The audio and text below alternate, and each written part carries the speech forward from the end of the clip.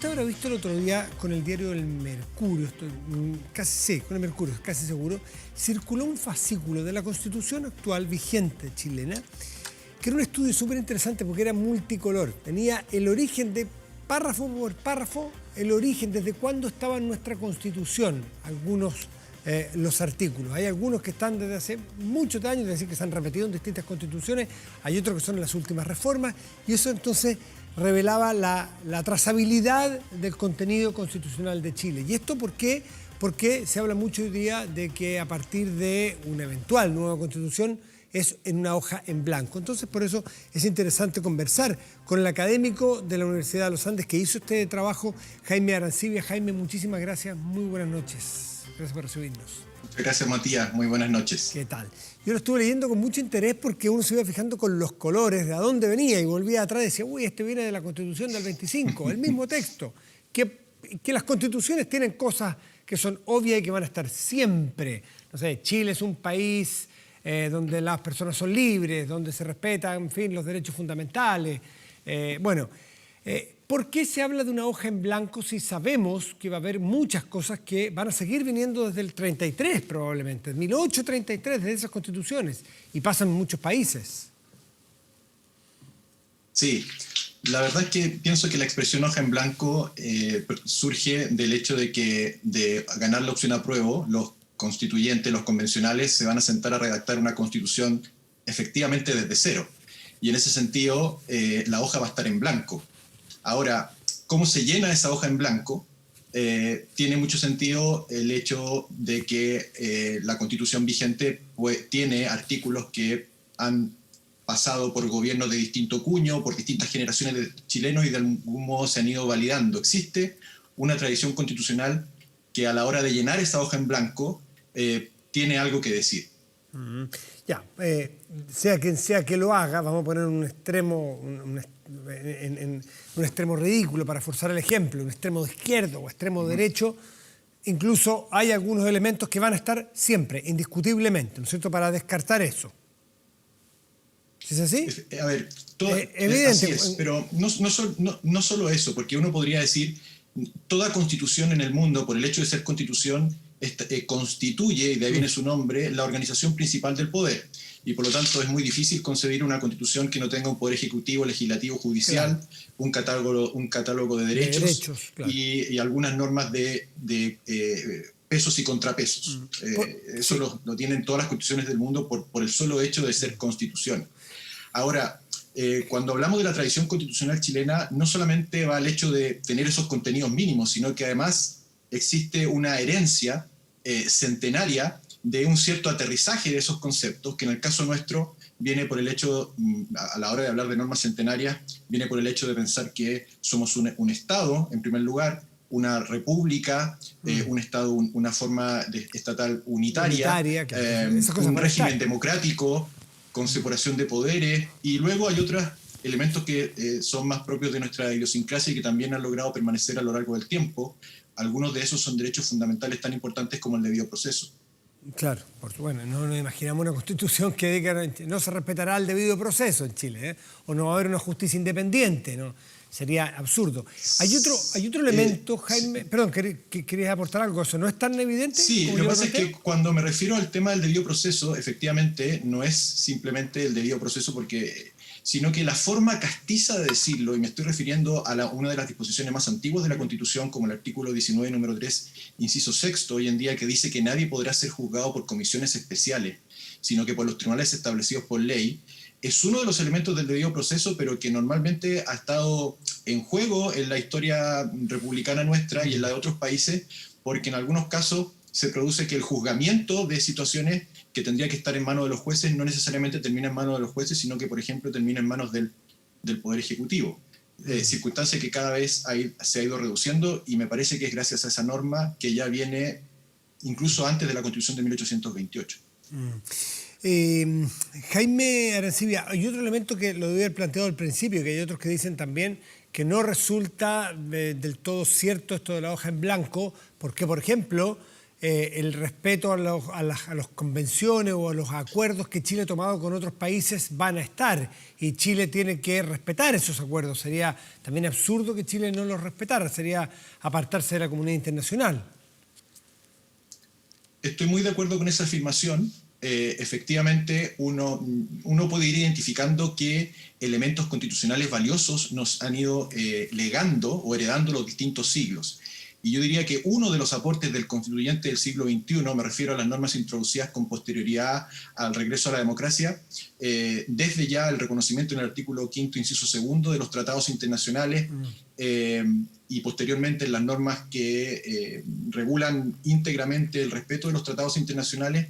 Uno de los elementos valiosos de ese constituyente es haber insertado a Chile en una sociedad internacional, claro, en la que tiene que ser naturalmente respetuosa de los tratados internacionales, procurando de alguna manera equilibrar ese respeto irrestricto a los tratados con elementos propios de nuestra idiosincrasia, equilibrio que me parece que hasta el día de hoy Chile ha sabido manejarlo muy bien.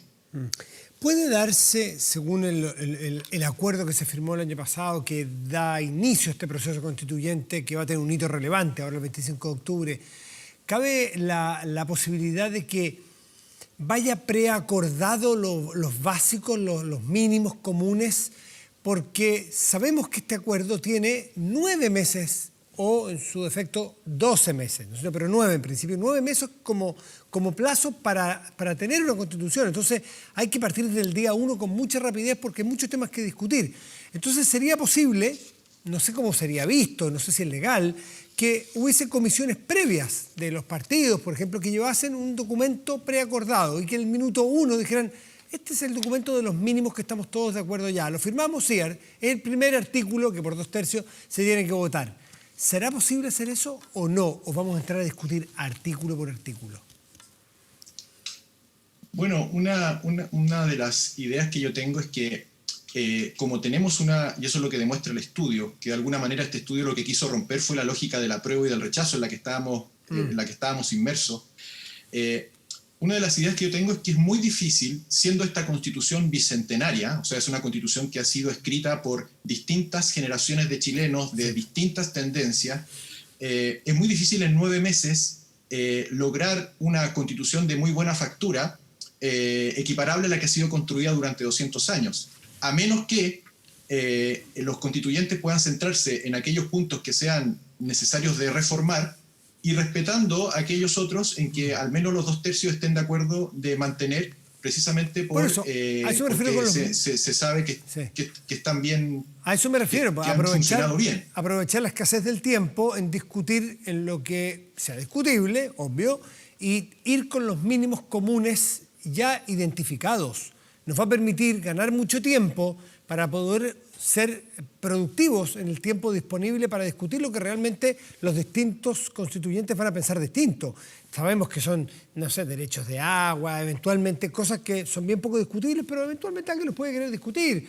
Bancos centrales, su autonomía, temas que han estado en la polémica, ¿no es cierto? Pero hay otros que son indiscutibles. Llevarlos bien identificados para el día 1, ser check. Ya, esto estamos todos de acuerdo. Vamos a lo otro. ¿Ese es un poco el estudio que quisiste hacer? En un sentido histórico, sí. Porque uno de los... cuando hablamos de normas que nos unen, seguramente hay distintos modos de validar una norma. Unas normas están validadas por el hecho de que han sobrevivido decenas de años, un siglo, 2 siglos. Esas normas ya gozan de una cierta validación histórica. Otras, en cambio, gozan de validación porque han funcionado en el tiempo más reciente. Entonces, el sentido del libro era precisamente mostrar cuál era el pedigrí histórico de las distintas normas, por así decirlo, su linaje, para efecto de que cuando los convencionales se sienten a discutir qué se mantiene y qué no, o incluso antes, como lo sugieres, es, bueno, vamos a estar dispuestos simplemente por el gusto de reformar, a tocar redacciones de textos que han permanecido y que forman parte de nuestra tradición constitucional. Esto en todo caso no significa caer en un ejercicio de historicismo o de apego irrestricto a la historia, porque el anquilosamiento constitucional también es malo y efectivamente me parece que Chile necesita algunas reformas en algunas áreas, o las instituciones de la Constitución siempre pueden estar en permanente perfeccionamiento. Entonces, respondiendo a la pregunta, el objetivo del libro era mostrar el pedigrí histórico como uno de los elementos posibles de validación de una norma constitucional futura y no necesariamente el único. Claro, porque la ignorancia podría llevarnos a pensar que la Constitución del 80 es íntegra, nacida en 1980 cada uno de sus artículos. Hay una que viene del 25, otro viene de la del 33, de la del 28, del siglo XIX, estamos hablando. Y hay un porcentaje importante que viene, y no porque venga desde el origen va a ser buena, se puede discutir, pero no, los constituyentes no son siempre tan innovadores que parten poniéndole hasta el número de las páginas nuevo. No, hay muchas cosas que son comunes, históricas y propias de nuestra cultura. Esa es la idea, ¿no? Esa es la idea. Yo creo que hemos cometido, es difícil juzgar, pero me parece que uno de los errores que hemos cometido como país es ir denominando a las constituciones con años o con apellidos. Porque es cierto, formalmente se modifica un texto anterior y se dicta uno nuevo, pero eso de un punto de vista estrictamente formal. Cuando uno mira la materialidad de la Constitución, su sustrato, y en ese sentido quizá estoy adoptando un enfoque más, si se quiere, anglosajón o inglés, tal vez por deformación profesional, porque me correspondió estudiar allá, el propio uso, con independencia del recipiente, el propio uso va construyendo la Constitución, ¿no? El propio uso va construyendo constituciones.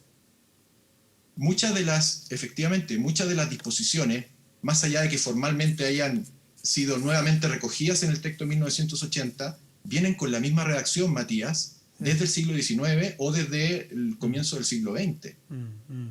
Entonces uno se da cuenta que sí, puede que formalmente hubo una promulgación, una publicación, pero cuando miramos el sustrato de la norma, y no solo el sustrato, su redacción, uno dice, caramba, qué respetuoso que han sido estos constituyentes de las manos anteriores, sin perjuicio que también han ido introduciendo reformas, y gran parte de las reformas, yo diría, de la Constitución del 80, muchas de ellas, por entenderse democráticamente que eran ajenas a la cultura constitucional chilena, han ido quedando sin efecto, o se han ido derogando o cambiando. Claro, es un continuo. En realidad tiene razón, que se llama la Constitución del 28, del 33, del 25, del 80, es un formalismo, porque la propia del 80 también es del 2005, y también es del propio, del 89 también. La del 80 tiene gran cantidad de reformas plebiscitadas popularmente el 89. Después esta misma Constitución tiene del 2005. Pero es un continuo, eso es muy importante, pero separar lo tradicional de lo innovador de cada sector y lo que se identifique nos va a permitir ser mucho menos caricaturesco al momento de discutir las normas, ¿no? Y mucho menos dogmático, mucho menos ideologizado o polarizado, que es lo que de alguna manera estamos viviendo ahora. Así es. Piensa, Matías, que lo que ocurre con las constituciones no ocurre con el resto de las leyes. Eso es algo también curioso, porque uno nos habla del Código Civil del 57, más la reforma del Código Civil del 75, el Código Civil, y sin embargo se trata de un cuerpo normativo también centenario que ha tenido múltiples reformas, pero a nadie se le ocurriría calificar un nuevo código simplemente porque ha sido reformado o incluso sustancialmente. Solo ocurre con las constituciones, y eso en parte impide ver la riqueza histórica de las normas que han sido parte de este continuo. Es que quizás lo que estás enseñándonos tú en este momento, me surge la idea, tiene mucho que ver quizás con la ambición de los políticos que en su momento les toca hacer hitos. Entonces, Alessandri Palma en su momento con la Constitución del 25, que entiendo entró en vigencia con rigor recién el 32, pero en fin, porque tuvo dificultades. La del 80, la ambición de Augusto Pinochet de querer hacer la Constitución, una cosa un poquito ambiciosa de políticos del momento, pero la verdad que casi como que hacen pirateo, estoy hablando bien en vulgar, de la tradición histórica constitucional de atrás. Pero si los políticos no hicieran esto, sino que dijeran con menos ambición y menos populismo en su momento, decir, voy a hacer la gran constitución para que el país me haga un busto, me haga un reconocimiento, voy a hacer una reforma a la última que se hizo. ¿Así debiera ser? Así debería ser, estoy totalmente de acuerdo. Insisto en que el error histórico que hemos tenido como país, y posiblemente se debe a la vanidad de los gobernantes, es asignarle a nuestras reformas constitucionales, no a nuestras constituciones, a nuestras reformas constitucionales, porque a la vista del texto lo que ha habido es una constitución primera, estructural, de suelo rocoso, sobre la cual se han ido construyendo elementos o perfeccionando elementos a lo largo del tiempo. Ponerle cada vez que se hace una reforma o un año o el nombre del gobernante que la promulga. porque eso anima a egos posteriores a seguir poniendo su sello en la Constitución, en circunstancia que la Constitución, y me parece que el nombre es correcto, no es ni la Constitución ni del 25, ni del 80, ni del 33, ni la del 2005, es la Constitución Política de la República de Chile, centenaria como la conocemos, sin perjuicio de que pueda seguir reformándose, y eso es lo que uno esperaría que sea considerado por los convencionales. ¿Y esto que acabas de descubrir, o que nos acabas de explicar, es propio de Chile o en todas partes del mundo ocurre que la ambición de los políticos de querer refundar su propia constitución y legarle al país o a la historia para que se estudie de manera vanidosa su constitución, que se alimenta, vuelvo a decirlo, de las constituciones que lo preceden? Yo diría que es un problema en el genérico de una cultura más latino-continental jurídica que de una cultura anglosajona. Y dentro de lo latino-continental yo diría que es un problema particularmente sudamericano. Piensa tú que hay un estudio muy interesante, el de Economist del año 2014, que demostró que entre 1870 y el año 2000, Europa, en un número de 20 países, dictó 50 constituciones, entre constituciones nuevas y reformas. En ese mismo periodo, el mismo número de países, entre 1870 y el año 2000, dictó 200 constituciones. Ese es Sudamérica. Uno, por ejemplo, mira los países de la OECD, en ese caso el barrio es un poco más exclusivo, se podría decir, pero si uno revisa el ranking de antigüedad de las constituciones de la OECD, Chile está más o menos al medio y solo superado por en constituciones más nuevas, en general, por las repúblicas que surgieron a raíz de la disolución de la Unión Soviética. Y cuando uno mira hacia atrás, o sea, los países de la OECD más desarrollados que forman parte de la OECD, todos tienen constituciones más antiguas que las de Chile. Nosotros ahora pasaríamos, naturalmente, desde un punto de vista formal, simplemente a hacer la constitución más nueva, pero a mí me parece que más allá del año, lo que importa es qué tan capaces somos como país de incurrir en un proceso de reforma, aunque sea sustancial, pero que no sea partir todo desde cero y todo nuevo, porque eso me parece que es prácticamente imposible. Es que eso y no la va a ser. historia ha demostrado que son ejercicios utópicos. No, pero eso está demostrado que no, en la práctica no va a ser, por lo que nos has explicado tú, no va a ser. Y esto es importante para ir bajando expectativas de que va a haber un porcentaje, y probablemente muy alto, del contenido de una eventual nueva constitución que sea igual a la del 80, igual a la del 25, disculpe que caigamos en el error de mencionarla con años, y que la del 33, y que la del 28 y la que fuere. Porque si alguien cree que va a ser completamente nueva y prácticamente va a ser un acto que nos avergüence el que haya parecidos entre una y otra, el que no lo sabe desde ahora, que se vaya enterando, porque si no va a haber, alguien se va a sentir defraudado. Efectivamente. La Constitución del 33 fue una reforma de la del 28, y así se dijo expresamente. La del 25 fue una reforma de la del 33. La primera Constitución en no calificarse de reforma a la anterior fue efectivamente la de 1980, y de esa omisión es de la que algunos se han valido para decir que esta fue una constitución refundacional y nueva. Pero la verdad es que a la vista del estudio uno se da cuenta que, sin perjuicio de que los autores de esa constitución quisieron de alguna manera asumir un ánimo refundacional, en el fondo y en la materialidad de las cosas no lo fue, porque heredó un gran porcentaje de las constituciones anteriores. Y me parece que había un pensador inglés, Matías, que decía que él medía la seriedad de los países por la antigüedad de sus constituciones. Entonces, a mí me parece que desde ese punto de vista Chile tiene que enorgullecerse de tener una constitución política robusta, con su estructura robusta, que ha permanecido prácticamente incólume desde 1833, sin perjuicio de las reformas que solamente que ha con el ánimo periodístico. Yo sé que no es muy de abogado ni muy constitucionalista. Si vamos hacia atrás, la Constitución, la última que tenemos, del 80, ¿qué porcentaje? Bien en grueso, si quieres tomas el ejercicio o no, porque es más bien periodístico, es gráfico. ¿Qué porcentaje tiene del 25? En grueso, bien en grueso. 3/4. Yo diría que no, muy poco, ¿sabes? Porque una de las cosas que yo descubrí, me cuesta hablar de la Constitución del 80 porque en sí misma no la tengo estudiada. Podría hablar de la Constitución actual, cuánto hereda. Pero lo que sí tengo que decir es que también descubrí algo que me pareció muy interesante, porque todos creemos que el grueso del aporte de la Constitución del 80 viene de 1925, y eso es un error. La Constitución de 1925 es la que menos aporta a la Constitución actual, y a la Constitución de 1980, porque todo aquello que se piensa que aporta la Constitución del 25 a la 1980 no viene de 1925, sino que viene de 1833. Ah, la del 25. Es cierto, hay algunos elementos Ya. como la Contraloría General de la República, la expropiación o estatización del cobre, el Tribunal Constitucional, algunos derechos fundamentales, pero el grueso viene de la Constitución del 33. Solo que uno, como la volvió a leer en la Constitución del 25, dice, bueno, esto viene de la Constitución del 25, pero es la que menos aporta a la Constitución vigente. Está buenísimo el dato. Ya pues, Jaime Arancibia, te agradecemos mucho esta clase práctica para ir aterrizando casos, datos, frente al